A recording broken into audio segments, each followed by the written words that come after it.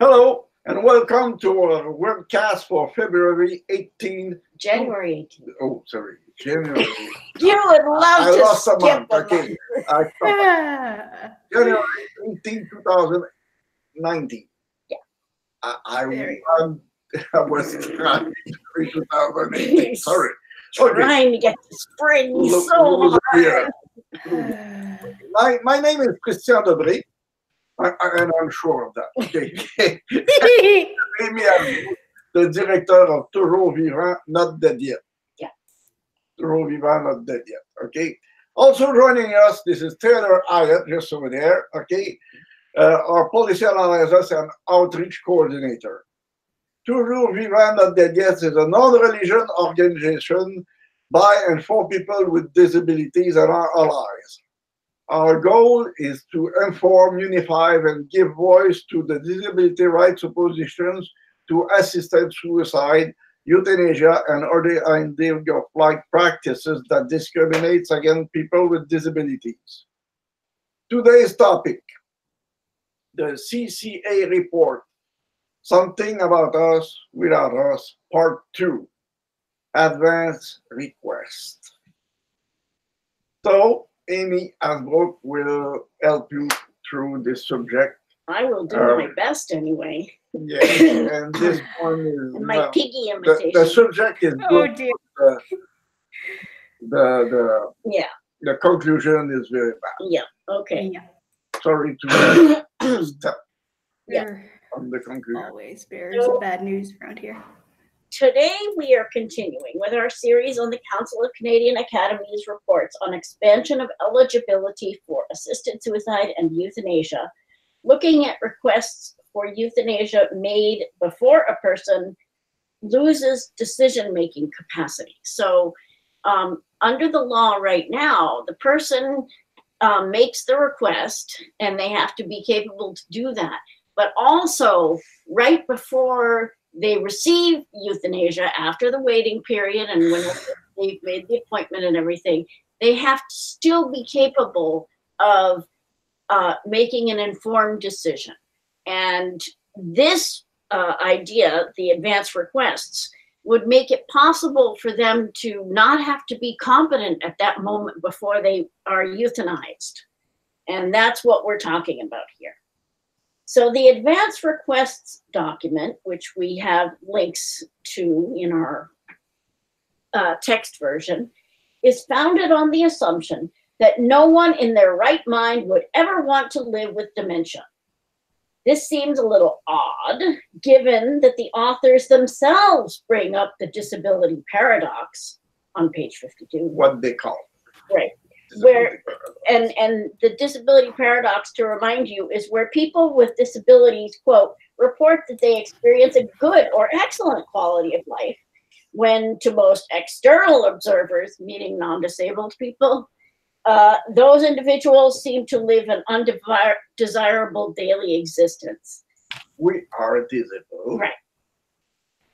She are disabled, Right. and a very satisfying living. Right. So the idea that they think that this is a fancy, bizarre paradox that disabled people might actually find their lives worth living is a little bizarre to us. Yeah. It's not a paradox. At best. People have the life Not a they have. paradox.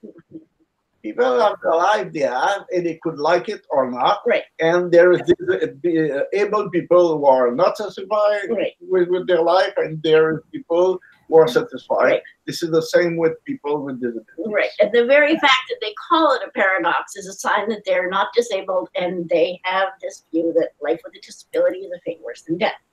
Okay.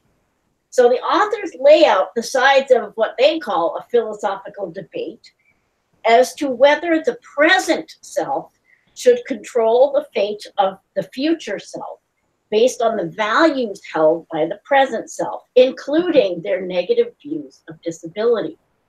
Or, as another option, should the future self be allowed to change their mind about wanting to die based on new experiences, information, and feelings?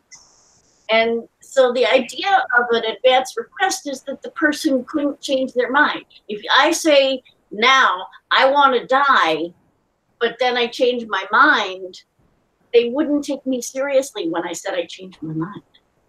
They wouldn't. They would say, no, no, you said before you wanted to die, so here we go. Yeah.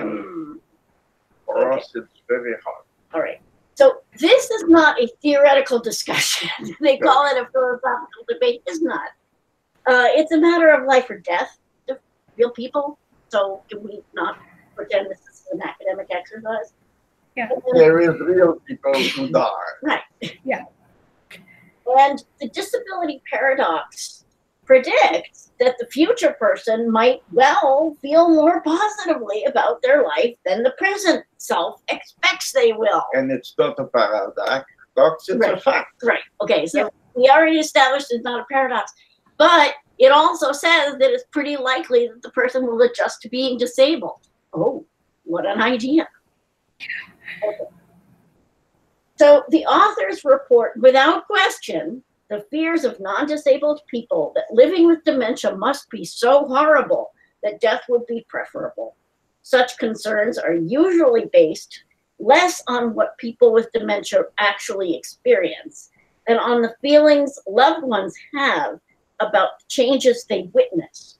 Like any other disability, people can adjust to dementia with time and proper supports. And I guess that just is self-evident. Okay. Yeah. Nor does the council explore the subjective first-hand experience of dementia. And they don't even touch it. They don't even go there. So we don't know, for example, whether dementia might afford some positive experiences, such as enjoying sensory input and living more fully in the moment, which is what all these people who are really into Buddhism talk about. Ooh, yeah. Well, there you go. What creative options are available to manage the symptoms that are unpleasant to the person, where the treatment goal is not to render the person submissive and unaware, which is usually what happens in institutions. They drug you into oblivion. Or what benefits might be gained from no longer having to conform to societal expectations. You know, and old people talk about farting all the time, just like 9-year-olds. Okay, so there you go. The report states that it is impossible to gauge the relief of suffering in people who have died. Well, yeah, because the authors seem to forget that in order to feel relief or anything at all, you have to be the alive. person that needs to be alive to feel it. Feeling when they're not there to feel it. Okay. It seems whatever. Advanced directives are also proposed as an escape from other situations aside from cognitive disabilities.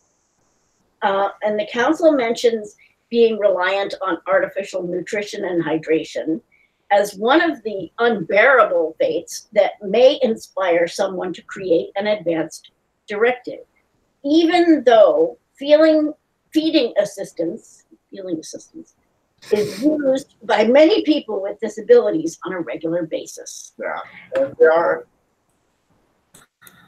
And that, You were the first. yes, that to me shows a total lack of creativity. Yeah.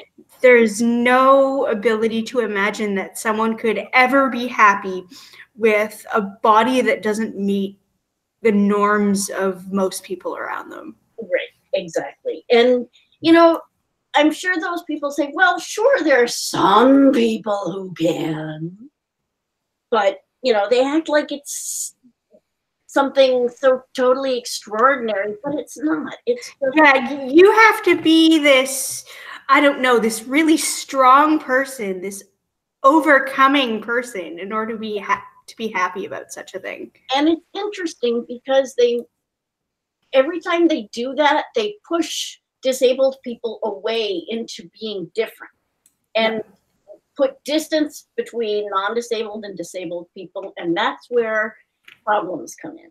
That's where turning people into objects happens. And, you know, even though they're being nice, oh, we're nice, you know, you're so strong. Yeah, but when you say you're so strong, you're not human. Anyway, severe mental or physical disability with no reasonable expectation of recovery is the destiny to be avoided in a case study from Ontario cited on page 97.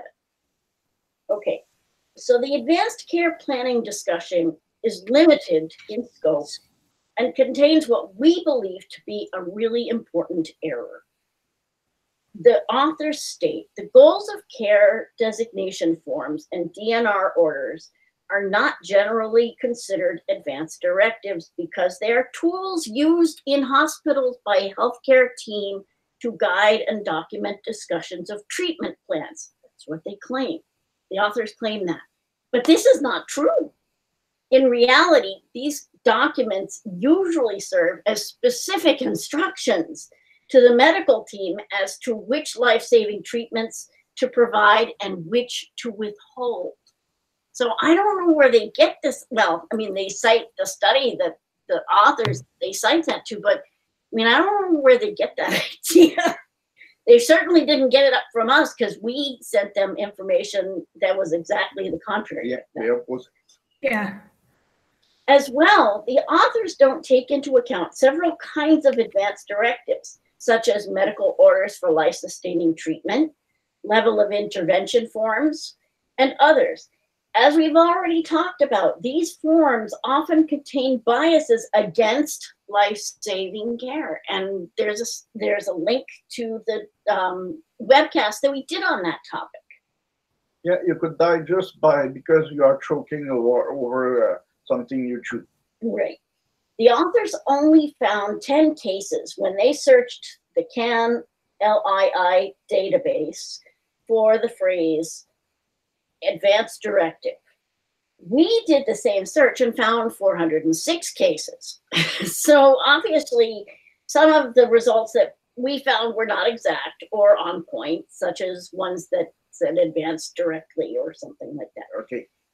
And we can't explain why we came up with so many. But the point is, does looking at such a narrow list of cases really address the issue at play? And that's what the answer is clear. It's no. Right. They're being very narrow, but that doesn't address the issue of discrimination. And that's the problem. The inaccurate definition and narrow search cast doubt on the report's conclusion that, and here's the conclusion they draw from all of this, that advanced directives have occasionally positive, mostly equivocal, and no negative effects on patient outcomes. And I am sorry, but that is just not what we found. Not what disabled people experience. Yeah, and for us it's obvious. And we sent them studies that draw the exact opposite conclusion. So I don't know why they decided to find that conclusion, but that's what they decided. So we disagree. Okay, there is little discussion of the impact of doctors or family members' negative views of disability on the decision-making process.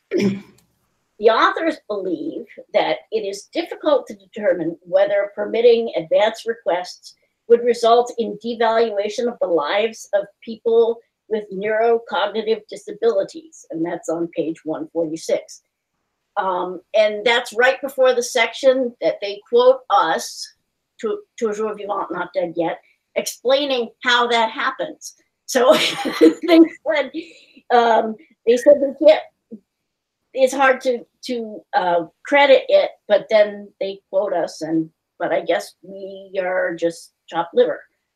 When disabled people speak out about the devaluation and discrimination they faced, it is seen as an individual issue rather than as a systemic problem. And speaking of speaking out, the council also sends mixed messages about nonverbal communication. On page 131, they discuss a series of Dutch cases involving people who had a wish to die and that wish never changed. They said that their wishes were expressed, quote, verbally or behaviorally if they had lost the ability to speak. But then on page 74, the authors raise a question that contradicts what they just said. If a patient resists during the euthanasia procedure, would this indicate dissent, so they don't want it? Or is it an unrelated manifestation of their illness? And that is a serious concern. And I think that was good that they brought that up, but they're not giving very clear information, and citing that other study was a little confusing. So, yeah. Relational autonomy, they talk about that, and the idea that decision-making takes place within our social circles, making true individualism impossible, is discussed in the context of discrimination against women, but the effects of disability discrimination are ignored. Again. Yeah. One journal article cited in the report comes dangerously close to implying a duty to die when one's existence is no longer good for their loved ones. Quote, avoiding suffering is not the primary reason many people would want an advance directive for dementia. One may simply want one's life not to be capped off by being a burden on devoted loved ones when your meager reaction will provide them little, if any, gratification.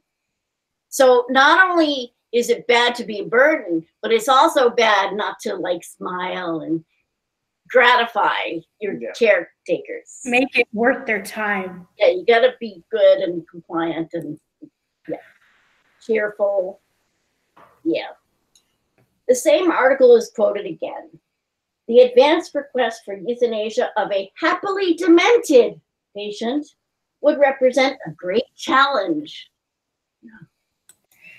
Hey, then. Unbelievable. All right, happily demented. I mean, yes, there's probably,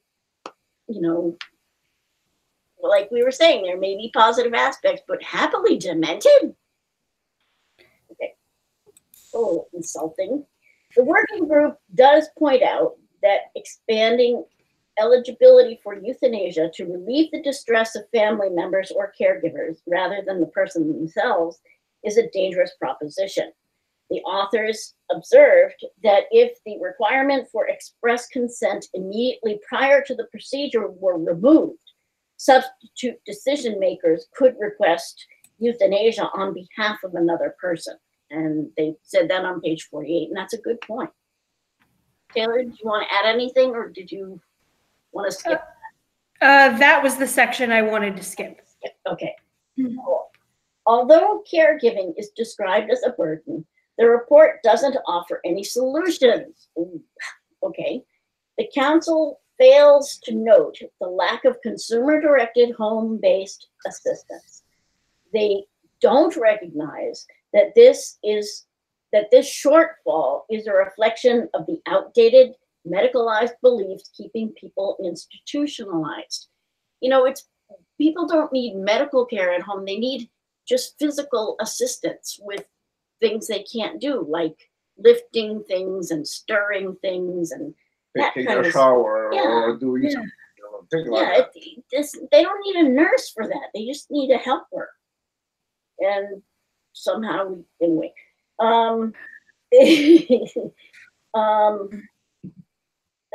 Reflection on people, institutions as well as the view that caregiving is primarily the responsible of female family members. Right. Okay.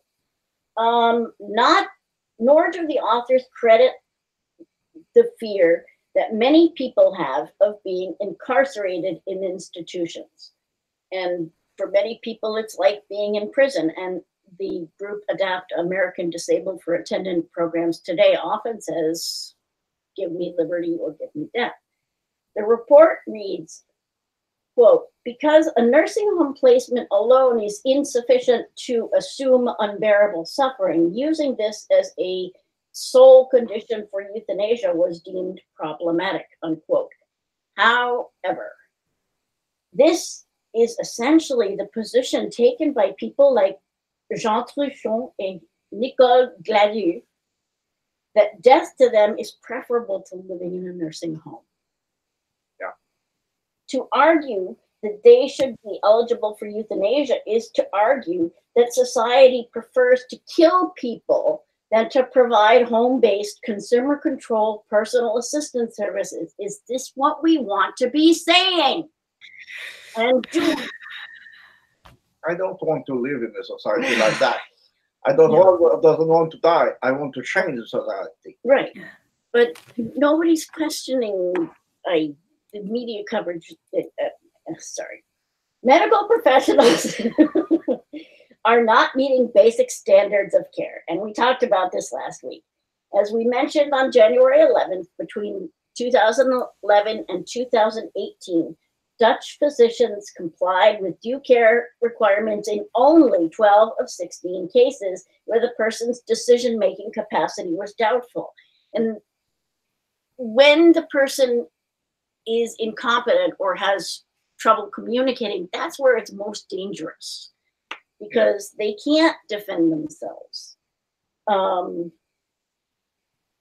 That's only 75%. And Dutch end-of-life clinics were also involved in 19% of cases where due care criteria were not met, even though they handled less than 5% of all euthanasia Will cases. you take plane if the airline company said you have 75% of chance that you reach your destination? Right. No, I will never ever try to take plane. Yeah. Okay, I don't want to die in a crash or something like that, or just taking a flight to London in UK and reaching Barcelona in Spain. Okay, Not that Barcelona is, Barcelona is good, but when you want to go to London, you doesn't want to go back to Barcelona. Okay. Yeah. Okay. The authors propose some precautionary measures to reduce the dangers of doctor shopping. And when people go to these clinics, the reason often is they've already been to their primary care doc who said they're not eligible. Well, if somebody's not eligible, they're not eligible. But the suicide clinics give them euthanasia. And so the report is saying, okay, well, we'll come up with some safeguards around doctor shopping to reduce the dangers of doctor shopping. However, the euthanasia clinic's high non-compliance rate proves the adage that you can put lipstick on a pig, but it's still a pig.